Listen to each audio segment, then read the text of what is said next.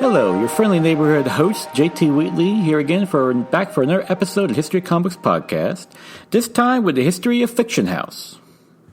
At the beginning of the golden age of comic books in America, there were numerous publishers attempting to cash in on a new medium. Some were pulp publishers, which is where both DC and Marvel originally came from, and even published history comics to their pulps. Of no exception was Fiction House, a pulp publisher who joined the comic book scene just months after Action Comics #1 debuted, but made it significant was its many possessive stance at the time. From hiring numerous talented female creators and even one of the first few black comic book creators, along with featuring strong female characters in general, and not only on the covers but starring their own features, it was a company that pushed comic book storytelling at the time. However, it was this very boundary pushing that also brought about the ire of the censors, leading to its downfall. Fiction House was founded by John W. Glenister, who was born on January 11, 1874, in the Lower East Side of New York. As a boy, Glenister sold papers at age 9 as the start of his first business. At 14, he hitchhiked to Chicago and Nebraska, working various jobs along the way, such as hash slinger, actor, producer, and amateur boxer. Swimming was Glenister's real passion, though, and as he grew up, he became an Olympic-class swimmer and one of the first celebrity athletes, making headlines swimming across the English Channel in 1897. That same year, Glenister began swimming competitively, winning a $250 purse against Professor J.B. Starch from Narragansett Pier to Newport. On August 18, 1903, Glenister gained international celebrity when he became the first man to swim the Niagara Falls, nearly dying in the process. Glenister would admit years later in an interview that he didn't so much swim as he kept his head above water and his lungs full of air. After this near-suicide attempt, Glenister was a worldwide star, and with his newfound celebrity, he made money endorsing his product as nerve tonics. Glenister would also use his newfound celebrity to move to the business world, and in 1919, he became the vice president of Warner Publications in New York, producer of pulp magazines and no relation to Warner Brothers, the movie studio. In a few years, Glenister decided to set out on his own, so on April of 1921, he formed his own company, Fiction House, with John Burns, Jack Riley, located at 461 8th Avenue in New York City. The company's first pulp would be Action Stories, and within 4 years, it reached 150,000 in circulation, ultimately running for 224 issues until 1950. Fiction House was first publicly mentioned in the New York Times article that April 15th, and soon would add other pulps such as Air Stories, Aces, and Planet Stories, which would feature writers like Ray Bradbury, Philip K. Dick, and Gardner Fox, along with artists including A.C. Hollingsworth, Graham Ingalls, and Maurice Whitman, covering genres from aviation to westerns to science fiction. Fiction House also expanded the line by acquiring other pulps, such as Frontier Stories from Doubleday, Doran, and Company. While Fiction House was growing, Glenister was active in politics, forming the People's Voice League with the New York Tribune on August 7, 1922, in protest against Prohibition, which is where he earned his Bearcat nickname. Barnstorming across America to rally against Prohibition, Glenister also became the public face of Fiction House, with many joking he could have starred in one of his magazines due to his looks. Fiction House itself would get political, as would Fight Stories, that profiled real-life boxers when it focused on Joe Chernetsky in 1930, a Jewish boxer never giving a title shot due to his ethnicity. Despite success against champion boxers, he beat both James Jeffries and Jack Johnson before they went on to become champions. Fiction House champions Chernetsky's story, a progressive move unheard of in the 1920s and 30s, and one of the many that would become a staple of the company. Glenister also pushed to bring a fighter from the Old Sod, Ireland, as Glenister was proud of his Irish heritage, to reclaim the boxing title for Irish Americans, even recruiting former welter and middleweight boxing champion Tommy Ryan to do so. They are unable to find a boy of 19 years old, 250 pounds, and unspoiled by city life, as an article of April 4, 1930 Los Angeles Times read, but it was another example of how the Bearcat lived his life. That same year, Glenister started to hand over operations to his son-in-law, Thurman T. Scott, who married his daughter, Jacqueline Emma, back in 1928. Scott was first made secretary of Fiction House in 1930, and by 1938, he became publisher. However, Scott would have trouble early in his reign as of December 28, 1932, when it was bluntly announced that Fiction House was ending its pulp, such as Aces, Detective Classics, and Wings, despite previous sales of 150,000 an issue. The public story was that the Depression had caused them to be canceled, but behind the scenes, the reason was much more personal. Jack Kelly, Glen Esther's business partner, died on April 4th, 1932, and his widow sought her husband's shares in cash, which would have forced Fiction House to liquidate. In the legal battle, Fiction House was forced to suspend its operations until it was settled. By 1933, a settlement was reached, and Fiction House was up and running again with its pulps being re-released in January of 1934. On October 17 of 1937, John Glen Esther died from a stroke in Santa Monica, California, 6 months after the death of his wife, Julia. With his son-in-law Thurman T. Scott now fully in charge, he launched Fiction House's comics line with Jumbo Comics No. 1 in September 1938 under their Real Adventures Publishing Company imprint. Much of this was produced by Will Eisner and Jerry Iger, who partnered back in 1937 to form Eisner and Iger Studios, also known as the Syndicated Features Company. The idea for the company was a comic book packager, that they produced comic features on demand to numerous publishers looking to enter the growing comic book medium and fill their comic books they were putting out. Soon, Eisner and Iger became the go-to comic producers at the time and essential to Fiction House's growing comic book line. Appearing in Jumbo Comics No. 1 was Fiction House's most significant character, Sheena, Queen of the Jungle, who first appeared in Joseph P. Power's British magazine Wags. She was created by Will Eisner, Jerry Iger, and Mort Meskin. It will be one of the several features reused from Wags by Eisner and Iger. Jumbo Comics No. 1, cover dated September of 1938 but actually hit the stands on July 12th, reused material from Wags for the first 8 issues, which averaged 68 pages at just the cost of 10 cents per purchase, and also featured work by Bob Kane and Jack Kirby. This all came about when Will Eisner approached Thurman Scott, now the head of Fiction House, on the idea of reprinting the tabloid-sized plates as a giant comic book like they did with Wags.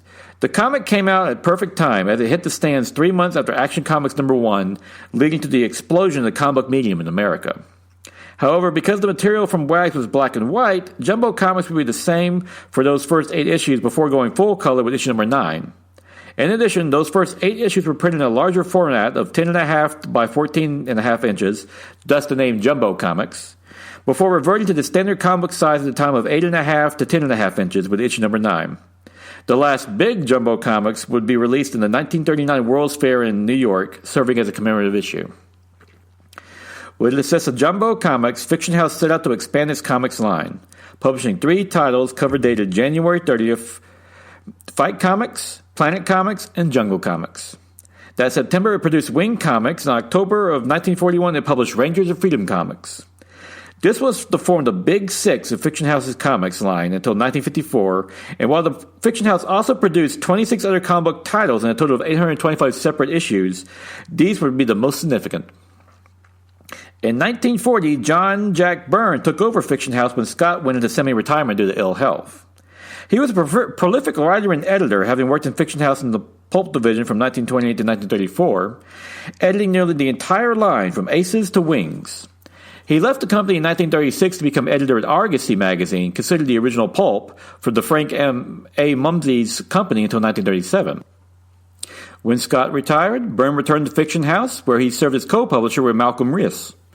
In addition, Burne had another comic book connection, as his sister Olive was the domestic partner with William Moulton Marston, the inventor of the lie detector and the co-creator of Wonder Woman, who lived with him and his wife, and they had 2 children to him, along with Moulton's wife's and his wife's children as well. Like his sister, Jack Burne's aunt was also Margaret Sanger, the noted feminist and birth control activist of the 1900s as well. Malcolm Rice joined in 1931 with Fiction House with his story The Cover-Up Shot, which appeared in the September issue of Northwest Stories, a Canadian Western pulp. By 1933, Rice was a full-time editor working for Fiction House in the 1960s, a decade after the company ceased publishing magazines. After 1954, Rice handled Fiction House's intellectual property, such as Sheena, Queen of the Jungle, which would later be developed into movies and TV. Fiction House did undergo a significant change with its comic book line when Will Eisner ended his partnership with Jerry Iger, sharing his sales in the company in 1939 to focus on producing the Spirit comic. Now run solely by Jerry Iger, the new S&M Iger Studios would continue to produce 50% of Fiction House's comics line. While Scott had an excellent working relationship with Iger, he also built up Fiction House's internal staff and would employ artists like George Tuska, Ruth Atkinson, and Matt Baker. Notable for comic book companies and businesses in general at the time, Fiction House employed a number of talented female artists and writers. This will be reflected in their stories, as characters like Sheena and Firehair were strong, independent heroines able to stand alongside the likes of Wonder Woman and their male counterparts. They also took pride in their sexuality and beauty, seeing no reason to hide it. Of course, profits were a motive behind this as well, as Scott knew a beautiful woman on the cover helped sell magazines, and personally approved nearly every one of Fiction House's covers under his tenure. This was part of Fiction House's aim to an older, more diverse audience than normal comic books, whose fans consisted mostly of young boys at the time. When Jack Burne and Malcolm Reese took over, they continued this, realizing the popularity of strong women, as the movies in the 1940s featured female stars as Lauren Bacall and Ingrid Bergman, more than a match for their male co-stars Humphrey Bogart and James Cagney. Of note, Virginia Mayo of the classic film The Best Years of Our Lives was Warner Brothers' top box office draw in the late 1940s. Reese and Burne knew this would translate to comics, and as did their numerous female creators they employed. The lineup of talented creators included Nina Albright, Gina Leap, and Ann Brewster, many of whom were hired during World War II, as most of their male counterparts were drafted, including Will Eisner, in the service. Of note, they would fill nearly every role as well at Fiction House, from lettering to editors. Aubrey Toni Bloom worked at Fiction House with her father, Alex, while also working along with Classics Illustrated. Her mother, Helen, was an award-winning artist, and thus Aubrey would carry on the family tradition. She worked under many pen names, probably the most for any comic book creator, using names like Toni Bloom, Tony Boone, and Anthony Bloom. Not only to disguise the fact that she was a female to male readers, but a classic technique that many other comic creators at the time used, such as Will Eisner and Jack Kirby, as it made it look like the books were employing a lot more creators than they actually were. She started out working at Eisner and Iger and was almost certainly the first female contributor to Fiction House, with her work appearing in the early issues of Jumbo Comics in 1938 and 39, with features like The Count of Monte Cristo and The Diary of Dr. Hayward. She also wrote features like Lady Luck in 1940, while ghost scripting The Spirit in 1942 for Will Eisner. While at Eisner and Iger, Bloom created Sally O'Neill, Policewoman, with Chuck Maglione, and Prop Powers and Wonder Boy with John Stileredo. While Bloom contributed full script, she also worked by writing outlines for the artists, working with them on panel breakdowns, and when they produced a comic, filling in the dialogue afterwards. It was the early Marvel method of writing that Stan Lee would perfect at Marvel Comics in the 1960s, only done by a woman decades earlier. Bloom would later work for Quality Comics on features like The Black Condor, Doll Man, and Uncle Sam from 1940 to 43, while also serving as a nurse during World War II. At Eisner and Iger, she was second only to Will Eisner in producing scripts, and he thought so highly of her he cited her as Aubrey Budd in his work The Dreamer, a thinly disguised autobiographical trade paperback about his career in the 1930s.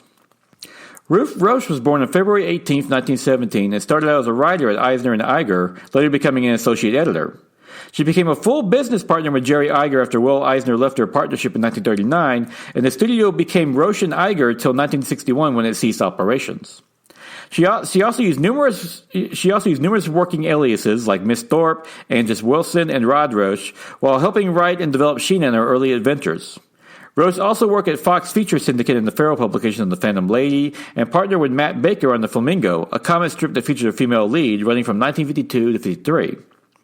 Of interesting note, in 1944, she co-created the first Muslim superhero with artist Chuck Winter with Kismet, Man of Fate, first appearing in Bomber Comics #1 in March of 1944 under the alias Omar Tanan. That same year, Iger and Roche formed Action Play Books, writing books like Adventures of Peter Pulp, Bobby's Diary, and Indian Legends. Roche passed away on May 4, 1983, leaving behind a legacy of one of the earlier innovators of writing during the golden age of comic books. Nina Dorothy Albright was born on February 15, 1907, in Manhattan, New York, graduating from the Pratt Institute in 1927. She would work at Fiction House from 1943 to 1944 through Iger Studios, having answered a classified ad for the company. There she worked on Senorita Rio, Inspector Dayton, and Captain Terry Thunder. She also worked for L.B. Cole Studios, Funnies Incorporated, and Bernard Bailey Studios. Aubrey would produce 100 uncredited stories from 1943 to 54, later producing Polly French of Whitford High from 1954 to 56. She also illustrated for All American Girl magazine, textbooks, and paperbacks. While Iger Studios did provide 50% of their comic book production, Fiction House had many in-house creators on staff as well, and more than a few of them were women. A notable one was Ruth Atkinson, who was Fiction House's art director and expert in drawing airplanes, as demonstrated with her work on Wings Comics number 42 on February of 1944 with her story Wingtips. Atkinson would also draw for Jungle Comics and Planet Comics before leaving Fiction House in 1945 and the art director position because